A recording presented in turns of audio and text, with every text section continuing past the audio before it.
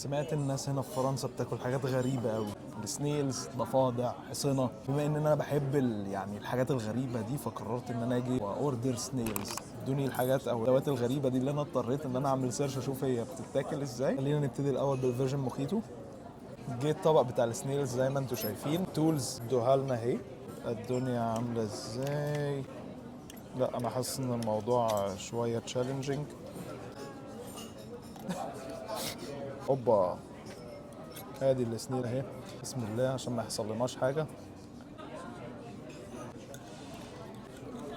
واو، انا اكلت سنيل يا جماعه، طعمها حلو، فيها شبه من الرخويات. ايه رخويات دي؟ حاجات البحر يعني، بلح البحر، جندوفلي، بقلاويز، الكلام ده حلو بصراحه، عجبتني. نطلب 12 كمان بقى. عامله ازاي؟ الجهل وحش قوي يا جماعه. طلعت عشان اخش اغسل ايدي وكده في التويليت، المكان من جوه تحفه قوي. فبعد كده بعمل سيرش على المكان، هو ليه المكان حلو قوي كده اللي هو ورايا ده. لقيت ان هو كافيه بروكوب. ده كان اشهر مكان بيتجمع فيه المفكرين والادباء وكده في فرنسا في القرن ال 18 وال 19. طبعا اتلسعنا فاتوره محترمه، لكن التجربه كانت محترمه جدا جدا جدا وتحفه. باريس.